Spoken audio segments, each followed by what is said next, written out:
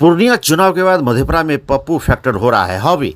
राजद उम्मीदवार पर मंडराने लगे हैं संकट के बादल। वहीं बिहार सरकार के पूर्व शिक्षा मंत्री सह राजद विधायक प्रोफेसर चंद्रशेखर ने एनडीए गठबंधन पर जमकर बोला जुबानी हमला तो पप्पू यादव पर कसा तंज। कहा जो स्वयं अपनी जमानत मधेपुरा में नहीं बचा सके वो एनडीए को क्या करेंगे समर्थन। दरअसल अपने विवादित बयानों से मशहूर बिहार के पूर्व शिक्षा मंत्री प्रोफेसर चंद्रशेखर ने एक बार फिर एनडीए गठबंधन पर जुबानी हमला किया है। उन्होंने मधेपुरा लोकसभा क्षेत्र से इंडिया गठबंधन के राजद पर उम्मीदवार प्रोफेसर कुमार चंद्रदीप के जीत का दावा करते हुए एनडीए के साथ साथ मधेपुरा के पूर्व सांसद सह पूर्णिया के निर्दलीय प्रत्याशी पप्पू यादव पर भी बड़ा हमला बोला है।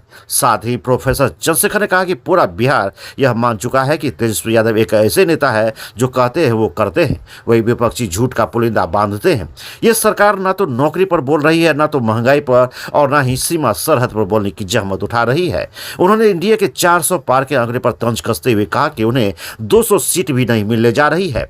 वहीं पूर्व सांसद पप्पू यादव के द्वारा मधेपुरा में एनडीए प्रत्याशी दिनेश चंद्र यादव को समर्थन देने के सवाल पर उन्होंने कहा कि एनडीए से तो पप्पू यादव का पुराना रिश्ता है। पूर्णिया चुनाव में भी उन्होंने कहा कि मुझे आरएसएस बीजेपी सबका समर्थन प्राप्त है, लेकिन पप्पू यादव और उनके समर्थकों को यह बताना चाहता हूं कि जो स्वयं अपनी जमानत मधेपुरा में नहीं बचा सके इसलिए उनके समर्थन को कोसी की जनता खारिज कर देगी। जरा आप भी सुनिए क्या कुछ बता रहे हैं पूर्व शिक्षा मंत्री सह राजद विधायक। न सिर्फ मधेपुरा, संपूर्ण राज्य और देश में नफरतवादी, संप्रदायवादी, जुमलेबाजी के खिलाफ माहौल है।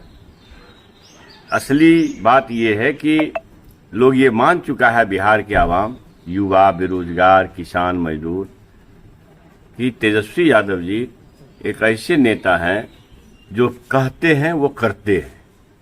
सरकार बनने पर 10 लाख नौकरी की गारंटी दिए थे, सरकारी नौकरी की। न भी सरकार बनी, बेईमानी हो गई, फिर भी सरकार में शामिल हुए तो अपने उद्देश्य को पूरा करते उन्होंने लगभग 5 लाख नौकरी नीतीश बाबू को देने पर मजबूर किया, दिलवाने के लिए मजबूर किया।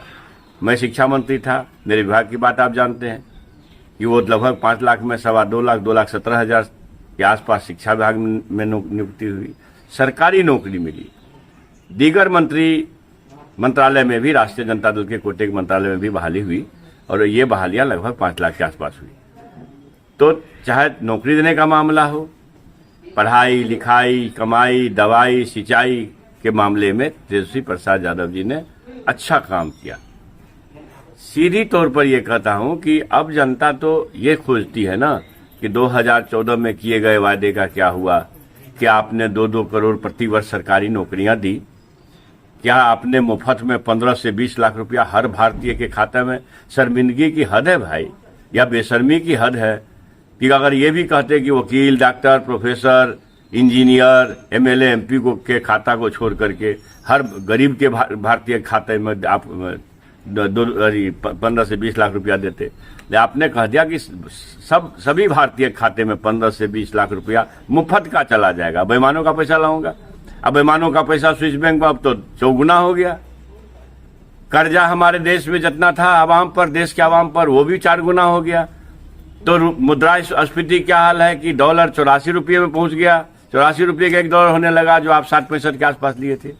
तो जो बुद्धिजीवी है, देश के आवाम है, किसान मजदूर हैं, वो इस बात को समझ रहे हैं कि ये जुमलेबाज लोग हैं, झूठ और मक्कार के बल पर शासन हथियाए हैं, तानाशाही थोपना चाहते हैं, संविधान को नष्ट करना चाहते हैं, गरीबों को, हजारों साल से सताए गए लोगों को जो मिला है आरक्षण, माननीय शानदार नेता वीपी सिंह जी के जमाने में राष्ट्रीय स्तर पर, और फिर लालू प्रसाद जी और जननायक कर्पूरी ठाकुर जो पहले दिए थे आरक्षण, यहाँ देश के और कोनों में है। तो ये आरक्षण को समाप्त करना चाहते हैं। आम आदमी के, गरीब लोगों के हाथ में कटोरी थमाना चाहते हैं। इससे लोग वाकिफ हो गए हैं। महंगाई चरम पर है।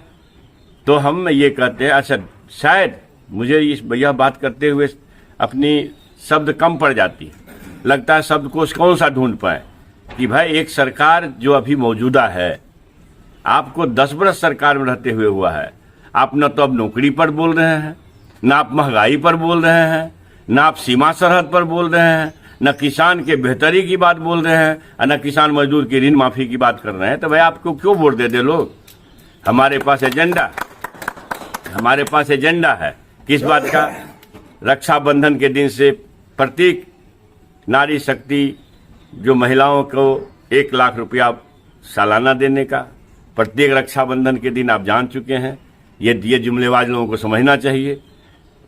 30 लाख वैकेंसी है, 70 लाख आबादी बढ़ी है, जरूरतें बढ़ी है, 70 लाख वैकेंसी क्रिएट किए जाएंगे तो 1 करोड़ लोगों को 15 अगस्त के दिन से नौकरी की प्रक्रिया शुरू करने की, और इस तरह से 5 किलो अनाज मिल रहा है उसको 10 किलो करने की। तो इस तरह से ऐसे भी 5 किलो अनाज मोदी जी का लाया हुआ नहीं है।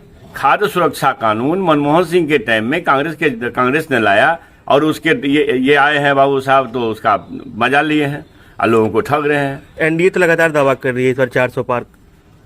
400 तो आप ये समझ लीजिए, अब तो आपके कई चैनल, मानित चैनल ने भी ये सीमा बांध दिया है। कोई 220 कह रहे हैं, कोई 195 कह रहे हैं, कोई 200 कह रहे हैं। आप यकीन मानिए, चुनाव आने दीजिए, 2 चरण का चुनाव हुआ है, तीसरा चरण आने दीजिए। मैं उम्मीद करता हूं कि 200 पूरे गठबंधन, एनडीए गठबंधन को नहीं हो पाए। मधेपुरा के पूर्व सांसद पप्पू यादव ने मधेपुरा से एनडीए प्रत्याशी दिनेश चंद्र यादव को वोट देने की अपील। अच्छा, तो पप्पू यादव ने एनडीए को तो भाई उनका तो रिश्ता पुराना है। पूर्णिया के चुनाव में भी वो बोले हैं कि हमको आरएसएस बीजेपी सबका आशीर्वाद प्राप्त है, संघ प्रमुख का फोन आता है। अब वो समर्थन किए हैं तो उनको या उनके समर्थकों से मैं ये कहना चाहता हूं कि जो स्वयं मधेपुरा में अपनी जमानत नहीं बचा पाए, जमानत जब्त करा लिए, उनके समर्थन को कोसी की जनता खारिज करेगी। 70 वर्षों से विश्वसनीय प्रतिष्ठान बंशीधर इलेक्ट्रिकल्स। एक बार सेवा का मौका अवश्य थे। Banshidhar electricals, law college road, Subhash Chowk, Indian bank के पीछे। अगर आप अपने दांत को रखना चाहते हैं स्वस्थ तो 2 बार ब्रश करें, सुबह और रात में खाने के बाद।